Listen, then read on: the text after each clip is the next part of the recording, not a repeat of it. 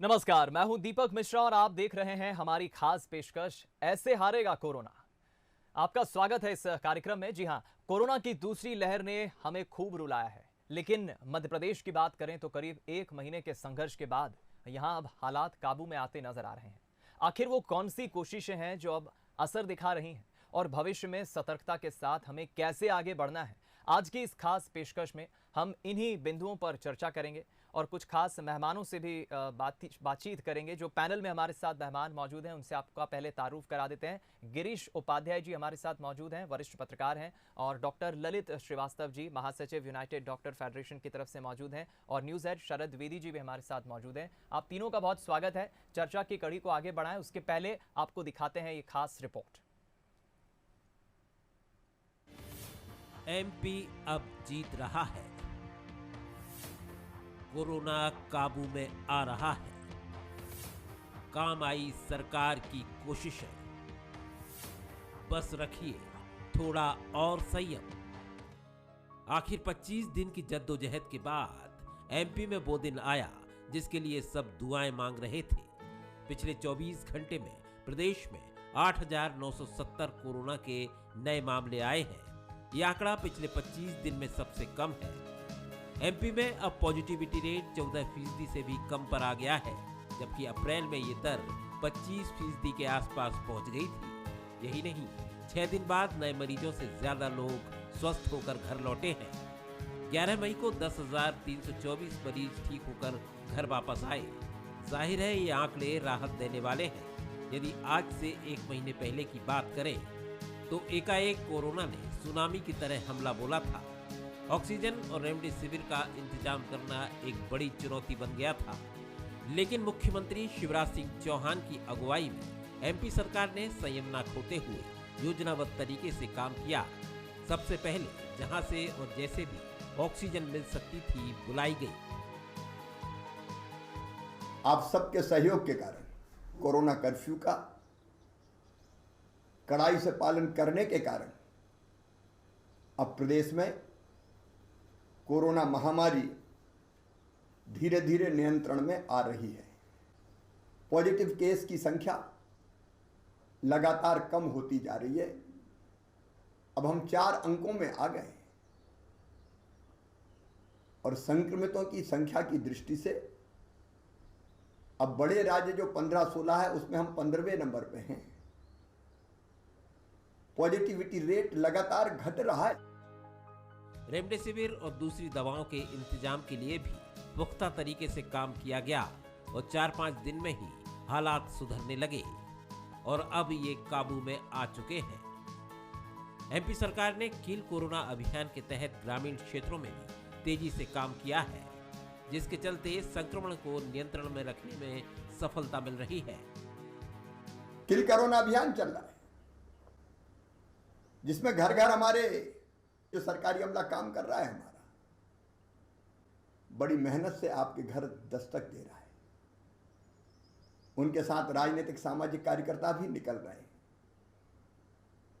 और वो यही अपील कर रहे हैं कि सर्दी जुकाम बुखार है तो बताइए। मेरे बहनों और भाइयों, सर्दी जुकाम बुखार हो, दस्त हो, खांसी हो, बिल्कुल मत छुपाना, तत्काल बता देना, उपचार संभव है। इसमें कोई शक नहीं कि कोरोना ने एमपी को काफी दर्द दिया है, लेकिन जिस तेजी से सरकार ने हालातों पर काबू पाया है वो उम्मीद जगाता है। लेकिन जंग अभी बाकी है, इसलिए सतर्क रहना होगा और सरकार ने भी इस बात को समझते हुए कोरोना की तीसरी लहर के लिए भी तैयारियां शुरू कर दी हैं। Bureau report, Bansal news, Bhopal. तो इस पैकेज के जरिए देखा आपने 1 महीने की जद्दोजहद, जिसमें प्रशासनिक अमला, सरकार के तरफ से जो प्रतिनिधि हैं, सरकार की भी तरफ से लगातार सकारात्मक प्रयास किए गए और अब नतीजा है कि अब बहुत हद तक हम एक अच्छी पोजीशन पर हम आ गए हैं। आज इसी पर हम चर्चा करेंगे। मेहमानों से आपका तारुफ हम करा ही चुके हैं। हमारे साथ गिरीश उपाध्याय जी, वरिष्ठ पत्रकार, डॉक्टर ललित श्रीवास्तव जी, महासचिव यूनाइटेड डॉक्टर फेडरेशन से मौजूद हैं, और इस चर्चा को आगे बढ़ाएंगे Sharad ji, news head ji. Sharad ji, over to you. धन्यवाद दीपक। और निश्चित तौर पर मैं सबसे पहले डॉक्टर ललित को प्रणाम करता हूं, गिरीश जी का हृदय से स्वागत करता हूं, जो कोरोना को पराजित करके एक बहुत चतुराई से, बहुत बुद्धिमानी से गिरीश जी ने एक युद्ध लड़ा।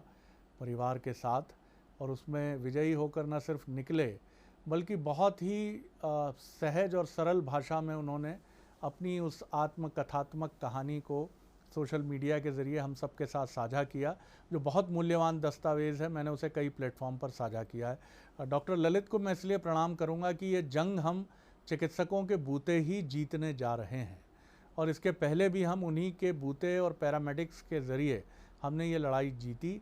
और जब अभी चंद दिनों पहले मुख्यमंत्री जी से हमारी बात हुई थी बंसल न्यूज़ की, तो हमने उनसे यही कहा था कि डॉक्टरों के साथ कई बार अभद्र व्यवहार भी हो जाता है, कई बार उनसे अमानवीय अपेक्षाएं भी कर दी जाती हैं। खुद मुख्यमंत्री ने ये उनका बड़प्पन है, उन्होंने हाथ जोड़कर कहा कि मैं माफ़ी मांगता हूं अगर हमारी चिकित्सक बिरादरी के साथ कहीं ऐसा व्यवहार जो होता ही है और हुआ है, लेकिन मैं कहूँगा कि ये लड़ाई हम उन्हीं के सहारे जीतेंगे। पहला सवाल डॉक्टर ललित से ही मैं करूँगा।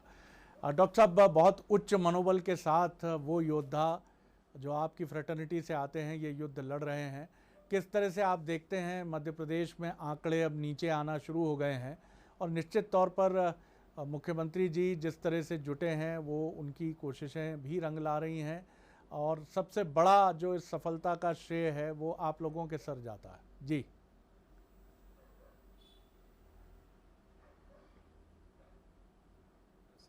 जी, आपने चिकित्सक समुदाय को, पैरामेडिकल्स को दिया, उसका मैं हृदय से शरद जी आपका आभारी हूँ। पर ये प्रयास समग्र प्रयास है। डॉक्टर्स, पैरामेडिकल स्टाफ और भी हमारे जो फ्रंट लाइन वर्कर्स हैं, पुलिस है, उसमें एडमिनिस्ट्रेटिव ऑफिसर्स हैं, राजनीतिक सामाजिक संगठन के लोग हैं, और सबसे महत्वपूर्ण जो भूमिका है वो सकारात्मक भूमिका आपकी मीडिया की है। उन्होंने लोगों को दहशत में नहीं डाला और सच्चाई को सामने उजागर किया, लोगों को जागरूक किया, लोगों को सावधानी बरतने के लिए समझाइश दी। माननीय मुख्यमंत्री जी ने जो बार बार और रोज़ वो उनकी जो क्लिपिंग्स आती हैं उससे लोगों में डर जो पहले था वो कम हुआ है, और लोगों को जानकारी भी बहुत अच्छी, बहुत ही सरल भाषा में माननीय मुख्यमंत्री जी द्वारा, सरकार द्वारा दी जा रही है। पेरीफ्री में भी जो हमारे डॉक्टर्स कार्यरत हैं, हालांकि उनकी संख्या काफ़ी कम है, पैरामेडिकल्स कम है, आंगनबाड़ी के लोग, राजनीतिक लोग, सामाजिक संगठन के लोग, सब एक युद्ध स्तर पे अपने देशभक्ति की भावना का परिचय देते हुए जोरों से लगे हुए हैं, और नियंत्रण में स्थिति बनी हुई है। हालांकि अभी एक भय का वातावरण जरूर है, क्योंकि जो डेथ्स होती हैं उसके कारण लोग घबरा जाते हैं, परंतु जिस ढंग से हम सावधानी बरत रहे हैं, डॉक्टर्स हमारे, पैरामेडिकल्स, सरकार का जो हमें समग्र रूप से जो प्रयास चल रहा है, उससे निश्चित ही हम इस कोरोना के जो राक्षसी वायरस है इसको हराएंगे, और वो दिन आएगा कि जब हम पुनः अपनी खुशहाली से अच्छी तरह ज़िंदगी अपने प्रदेश में आप सब लोगों के साथ मिलकर जी सकेंगे।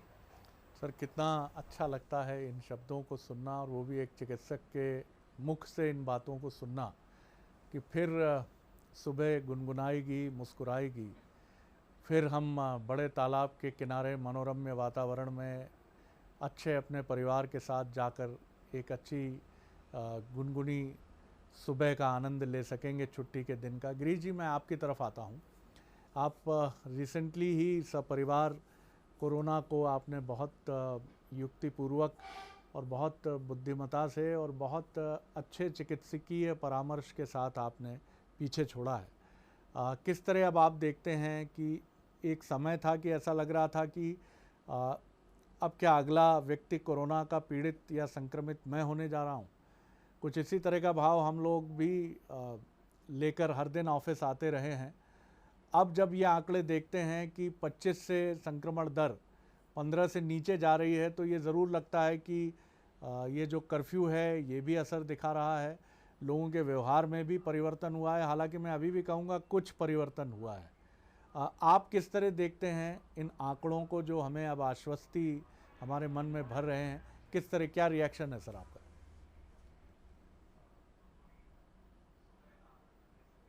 जी, गिरीश जी तक मेरी आवाज़ लगता है नहीं पहुंच पा रही है। गिरीश जी, आप सुन पा रहे हैं मुझे? मेरी आवाज़ आ रही है आपको? जी जी, बोलिए गिरीश जी, मेरा सवाल सुन पाए आप? हाँ, मैं सुन पाया हूँ आपको शरद जी, और मैं ये कहना चाहता हूँ कि जिस माहौल में, यानी जिस समय चारों तरफ से नकारात्मक और डराने वाली खबरें आ रही हों, उस समय जब इस तरह की खबरें आती हैं कि स्थितियां धीरे धीरे नियंत्रण में हो रही हैं और ये जो संक्रमण है इसमें कमी आ रही है, तो अच्छा लगता है। लेकिन मैं ये इसके साथ ही कहना चाहूँगा कि इसके लिए जो प्रयास किए गए हैं उनका एक तो थोड़ा सा उल्लेख करूँगा मैं, कि एक समय था जब मैं, आपने जैसे कहा कि मेरा स्वयं का परिवार इससे पीड़ित था और मेरे कुछ परिजन तो और ज़्यादा इतने गंभीर रूप से पीड़ित थे, और निश्चित ना उनको अस्पताल में जगह मिल रही थी, ना उनको ऑक्सीजन मिल रही थी। लेकिन आज की स्थिति अगर हम देखें तो ये कह सकते हैं कि ऑक्सीजन के लिए उतनी मारामारी नहीं है, इंजेक्शंस के लिए उतनी मारामारी नहीं है, अभी किल्लत अभी बनी हुई है, लेकिन उतनी मारामारी की स्थितियां नहीं है। तो यानी जो प्रयास किए गए थे उसमें धीरे धीरे सफलता मिल रही है। पर जो सबसे बड़ी बात है वो आपने जिसका जिक्र किया, मैं थोड़ा सा संकेत देना चाहूँगा और डॉक्टर श्रीवास्तव से भी इसके बारे में जानना चाहूँगा कि इसका मैं बहुत बड़ा जो श्रेय देना चाहूँगा, वो कि जब आपने ये जो लॉकडाउन या कोरोना कर्फ्यू कह लीजिए इसको, इसकी वजह से ये बहुत सारी चीज़ें आपको नियंत्रित करने का अवसर मिला है, क्योंकि आपने चेन तोड़ने का काम इसमें इस दौरान हुआ है। वो कितने प्रतिशत हुआ है उसका आकलन और आगे भी होता रहेगा, लेकिन अब हमको ये देखना है कि जिस दिन ये कोरोना कर्फ्यू खत्म होगा या जिस दिन लॉकडाउन होगा, उसके बाद हम स्थितियों को कैसे नियंत्रित कर पाते हैं और क्या इसी पेस को, इसी टेम्पो को बनाए रख पाते हैं या नहीं। एक और चीज जो सबसे अब ज्यादा चिंता का विषय है कि अभी तक जो सारा ध्यान था, एवं मैं इसमें मीडिया को भी शामिल करूंगा, कि सारा ध्यान था वो शहरी क्षेत्रों पर ही केंद्रित, लेकिन इस बीच में जो खबरें आ रही है वो ग्रामीण क्षेत्रों में संक्रमण के बहुत अधिक फैलने की खबरें हैं, और ये खबरें चिंता जताने वाली हैं, क्योंकि हम सभी जानते हैं कि शहर में तो एक बार फिर भी हमारा हेल्थ का नेटवर्क, जो चिकित्सा का नेटवर्क है, वो थोड़ा बहुत मौजूद है, लेकिन ग्रामीण क्षेत्रों में इस नेटवर्क की स्थिति कोई बहुत अच्छी नहीं है। वहां पर क्या होगा, किस तरीके से नियंत्रण किए जाएंगे, इसके बारे में बहुत व्यापक पैमाने पर काम करने की जरूरत है। रणनीति बनी है, लेकिन उसमें अभी बहुत सारे सुधार, बहुत सारे मोर्चों पर काम किया जाना बाकी है। बिल्कुल गिरी जी, और मुझे लगता है सबसे महत्वपूर्ण बात यही है, आज अमेरिका से भारतीय मूल के और मध्य प्रदेश और भोपाल ही के रहने वाले टेक्सास से हमारे साथ जुड़े थे डॉक्टर भारत भूषण। उनसे जब हमने ये सवाल किया कि अमेरिकन चिकित्सक, उन्होंने कहा करीब 9000 चिकित्सक हैं अमेरिका में, और इसमें 8% भारतवंशी चिकित्सकों का आंकड़ा है। तो मैंने उनसे पूछा कि ये जो पूरी अमेरिका की चिकित्सक बिरादरी है, ये भारत के संकट को किस तरह देखती है। तो उनका एक उत्तर था कि सामाजिक व्यवहार इस रोग के फैलने का एक बहुत बड़ा कारण है। ग्रामीण इलाकों में ये सामाजिक व्यवहार, क्योंकि ये मई का महीना है गिरीश जी, और शादियां बहुत हैं। बिल्कुल। और हमने ये देखा है कि मैंने खुद अपने कुछ परिचित और मित्रों को देखा है जो ग्रामीण परिवेश से हैं, और उन्होंने शादियां नहीं रोकी हैं। और गांव में आप भी जानते हैं, हम सब देखते हैं कि 25 की संख्या कब 200 में बदल जाएगी, 500 में बदल जाएगी, कोई नहीं कह सकता है। और वहाँ लाठियाँ नहीं चलाई जा सकती हैं, 144 लगाकर सबको प्रतिबंधात्मक कार्रवाई करके जेल में बंद नहीं किया जा सकता है। खुद जेलें इस समय संक्रमण का केंद्र बन रही हैं। तो ये एक बहुत बड़ा, जो भी ये कार्यक्रम देख रहे हैं हमारे ग्रामीण क्षेत्रों के लोग, उनसे हमारा आग्रह है कि वो अपने को भी सुरक्षित रखें, क्योंकि जिनके लिए वो ये मंगलमय आयोजन करने जा रहे हैं, कहीं उनके साथ ही ईश्वर न करे कुछ घटे चुनौतीपूर्ण। तो ये बहुत ध्यान रखने की बात है। डॉक्टर ललित, ये सामाजिक व्यवहार, ये हमें सीखना होगा, और ये लंबे समय तक सीखना होगा, जिसको अंग्रेजी में कहा गया न्यू नॉर्मल। जो अब तक असामान्य था अब वही सामान्य है। अब मास्क हमारे लिए शायद हमें ज़िंदगी भर यूज़ करना पड़े, कोई कठिनाई नहीं, हमें फ़ायदा ही होगा इससे। आप इसे किस तरह देखते हैं कि ये सामाजिक व्यवहार हमारे जीवन का हिस्सा कैसे बने सर, क्या करें हम? जी जी। हमारी भारतीय संस्कृति में जो हमारे धार्मिक अनुष्ठान हैं, शादी इत्यादि समारोह हैं, इसमें एक लोग हृदय से मिलते हैं आपस में, उनका इतना ज़बरदस्त वो एक कहने चाहिए जुड़ाव है कि उस चीज़ से वो थोड़ा सा दूर होने में उनको दिक्कत होती है। परंतु निश्चित रूप से ये देखा गया है कि जितना आप मीडिया के थ्रू सरकार के थ्रू, हमारे डॉक्टर्स कम्युनिटी के थ्रू लोगों को बताया जा रहा है, तो लोगों के व्यवहार में परिवर्तन आ रहा है। व्यवहार में परिवर्तन मतलब वो सोशल डिस्टेंसिंग को मेंटेन करने को समझने लगे हैं। मास्क की अनिवार्यता भी लोग समझ रहे हैं। जो हमारे पास हमारी रिपोर्ट्स आती हैं गांव से, और वहाँ पे जो पंचायत और जो दूसरे वहाँ पे संगठन है, पंचायत के संगठन है, कुछ एनजीओज भी पेरिफेरी से आके वहाँ काम करते हैं, उन्होंने ये जागरूकता और ये सावधानी रखने के लिए उनको प्रेरित कर दिया है। और थोड़ा सा प्राकृतिक प्रकोप जहाँ जहाँ हुआ है, डेथ्स हुई हैं, तकलीफ़ों लोग हैं, सो स्वतः लोगों में जागरूकता है। हर घर में टीवी है, हर व्यक्ति के पास मोबाइल है, अपडेट है वो नई चीज़ों से। तो हम ये कह सकते हैं कि चीज़ों में सुधार आ रहा है और लोग शायद अपने इस मानवीय व्यवहार में परिवर्तन लाएंगे। और जहाँ तक वहाँ पे स्वास्थ्य सुविधाओं का सवाल है, वो जितनी हैं उनको दुरुस्त किया जा रहा है। कॉन्ट्रैक्ट के डॉक्टर्स, पैरामेडिकल्स, आंगनबाड़ी कार्यकर्ता, हमारे एनजीओज वहाँ जाके लोगों को जागरूकता के बारे में बता रहे हैं, सावधानी के बारे में बता रहे हैं। और एक जो भय का वातावरण था वो क्रमशः अब कम होता जा रहा है। लोगों में एक अवेयरनेस होने के कारण वो स्वयं अब चीज़ को लेने लगे हैं। उनके अंदर ये प्रेरणा, एक अंदर से एक ऐसी बात आ गई है कि मुझे सुरक्षित अपने को रखना है, परिवार को रखना है, तो हमें मास्क पहनना है, हमें सोशल डिस्टेंसिंग रखना है, हमें कम से कम मिलना है। माननीय मुख्यमंत्री की जो पहल है कि हमें चेन को तोड़ना है, तब ये कोरोना कर्फ्यू लगाया गया है। चेन टूटेगी तो हमारे जो संक्रमण है उसका दर कम होगी और हम कम से कम प्रभावित होंगे। फैसिलिटीज़ का जहाँ तक सवाल है, तो फैसिलिटीज़ शहरों की अपेक्षा थोड़े ग्रामीण क्षेत्रों में तो निश्चित रूप से कम है, पर उनके लिए भी कोशिश की जा रही है कि कुछ 10 किलोमीटर 20 किलोमीटर के क्षेत्र पे ये सुविधाएं अधिक से अधिक बढ़ा दी जाएँ। संक्रमण का रेट अभी कम हो गया है, पॉजिटिविटी जो रेट थी वो कम हो गया है और मरीजों की संख्या भी कम हो रही है। एक अच्छा संकेत है और ये हमें बताता है कि हम लोगों ने इन चीज़ों को, जो सावधानियां थी, उनको कैसे अपने जीवन में लाए हैं हम लोग। बिल्कुल, तो आपने ठीक मुझे कहा। लगता है कि ज़िंदगी भर तो हमें नहीं मास्क लगाना होगा। आप सब लोग, हम सब लोग के जब समग्र रूप से प्रयास करेंगे और एक हमारा जो कल्चर है, इंडियन कल्चर जो है, उसमें जो एक मानवीय व्यवहार जो आपने कहा वो अच्छाई की तरफ भी बढ़ता है और कभी कभी वो इस ढंग से मानवीय व्यवहार हमें नुकसान भी कर देता है। तो लोग समझने लगे हैं शरद जी, और मुझे लगता है कि संभवतः एक साल के अंदर हम, जैसे भी हमारा वैक्सीनेशन कंप्लीट हो जाएगा, हर्ड इम्यूनिटी हमारे समाज में आ जाएगी, तो कोरोना वायरस को हम डेफिनेटली हराएंगे। 100 साल पहले भी प्लेग और दूसरे जो वायरल इन्फेक्शंस हुए थे, उनसे भी हमारे देश में उस समय संसाधनों की कमी थी, मीडिया नहीं था, इतने लोगों में जागरूकता नहीं थी, फिर भी एक हमारा जो भारत भूमि है, जो चैतन्य भूमि है, ये ऋषि मुनियों की भूमि है, इसमें कुछ एक विज्ञान के अलावा भी कुछ परलौकिक शक्ति कार्य करती है। मुझे ऐसा डॉक्टर रहते हुए कई बार महसूस हुआ है।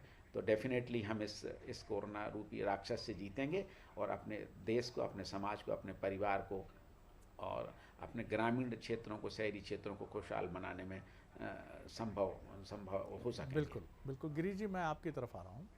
एक बड़ी दिलचस्प बात जो आपके अनुभव, जिसका मैंने बहुत रुचिपूर्वक उसका मनन किया, पाठन किया उसका, उसमें मैंने ये देखा कि हमारी मनुष्य की एक बड़ी मूल प्रवृत्ति रहती है कि हम अपनी किसी खामी के लिए या गलती के लिए दूसरों पर उंगली हमारी ज़्यादा उठती है।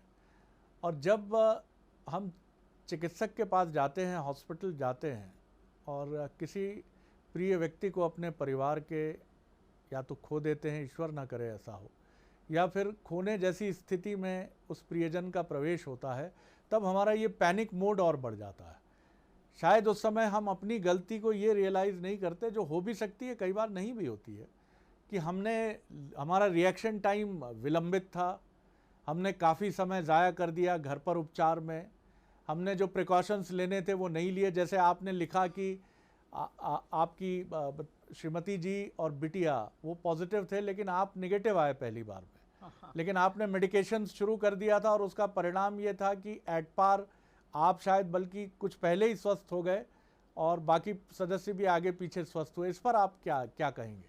जी देखिए शरद जी, मैं मेरे अनुभव से कह सकता हूं कि अगर आप अपने लक्षणों को, अपने शरीर को होने वाली हरकतों को पहचानते हैं, ये कोरोना एक आपका टेस्ट ये भी इस बात का भी ले रहा है कि आपका अपने शरीर से संवाद कितना है। और आपका शरीर आपको अगर कोई संकेत दे रहा है तो आप उसे कितना सुनते हैं। अगर आप अपने शरीर की कही हुई बात को, उसके दिए गए संकेतों को अनसुना कर देंगे या अपने अहम भाव को उस पर हावी कर देंगे कि हाँ मुझे क्या हो सकता है, मैं कैसे बीमार हो सकता हूं, तो तब आप जो है वो बहुत बड़ी मुसीबत में या बहुत बड़े संकट में पड़ सकते हैं। जब आपको जिस समय ये संकेत मिले आप तत्काल सक्रिय हों, उसकी परवाह करें और परवाह करने के बाद डॉक्टर से सलाह लेकर तत्काल उपचार शुरू कर दें। इससे बिल्कुल बचा जा सकता है। मैं और मेरा परिवार इसका उदाहरण है, और ऐसे कई परिवार हैं जिन्होंने समय पर अपना रिएक्शन दिया, समय पर इलाज लिया, सारी चीजें की, और वो उनको ना अस्पताल जाना पड़ा और ना किसी बड़े संकट से गुजरना पड़ा। तो सवाल ये उठता है कि हम अपनी परवाह कितनी करते हैं, अपने शरीर की कितनी सुनते हैं। जब तक ये नहीं होगा हम पहले तो एहतियात बरतें, और अगर आपके शरीर में कोई लक्षण दिखाई दे रहे हैं तो उस पर तत्काल रिएक्ट करें। देखें कि सर डॉक्टर से बात करके कि आखिर वो डॉक्टर क्या कह रहा है, उसकी सुने, उसके हिसाब से उपचार करें। तो आप इन चीजों से बच सकते हैं। बिल्कुल। एक और अगर आप मुझे इजाजत दें तो मैं 2-3 बातें शरद जी और कहना चाहूंगा। जी, ये आपने अभी जो बात की, मैं ये मानता हूं कि जो हम ग्रामीण क्षेत्रों की जो बात कर रहे हैं, देखिए वो चिंता का विषय हम सबके लिए है। और ग्रामीण क्षेत्रों में 2 तरीके के जो संगठन हैं उनका बहुत ज़्यादा प्रभाव है। एक है धार्मिक संगठन और दूसरे हैं सामाजिक और जातिगत संगठन। होना ये चाहिए कि जितने भी सामाजिक संगठन हैं और जितने भी धार्मिक और जातिगत संगठन हैं, उन संगठनों को बुलाकर उनसे बात करके उनके जरिए एक मैसेज भिजवाया जाना चाहिए कि भाई आपको इस तरीके के आयोजनों से बचना है। बिल्कुल एक छोटा सा उदाहरण अगर मैं आपको दूं कि मान लीजिए कि शादी ब्याह का आयोजन हो रहा है। अगर शादी ब्याह कराने वाले पंडितों की संस्था ही कह दे कि नहीं हम शादी ब्याह इस समय में नहीं कराएंगे, तो एक उस चीज को रोकने में हमको बहुत मदद मिल सकती है। बहुत अच्छा सुझाव है, और ये मुझे लगता है कि इस पर तत्काल बिल्कुल उसी तरीके से जातिगत संगठन, उसी तरीके से सामाजिक संगठन। गिरीश जी, वक्त कम है, मेरे पास वक्त कम है, लेकिन मैं एक चीज़ जरूर गिरीश, मैं इसके बाद डॉक्टर ललित की तरफ जाऊंगा लेकिन कंक्लूड करूंगा। लेकिन आपने एक बहुत सकारात्मक भाव, देखिए सकारात्मक भाव का जीवन में हर जगह महत्व है। मैं आपके उस शब्द को मैं आप ही के मुंह से सुनना चाहूँगा जिसको कोरोना पॉजिटिव होने पर आपने सोशल मीडिया पर जिस शब्द का उल्लेख किया था और क्यों किया था कि कोरोना पॉजिटिव हुए, हमने इसको सकारात्मक भाव, उसका एक संक्षेप में जिक्र कर दें बस।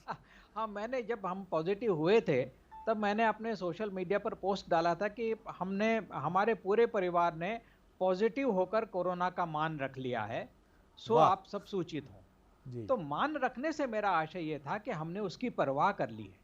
जी।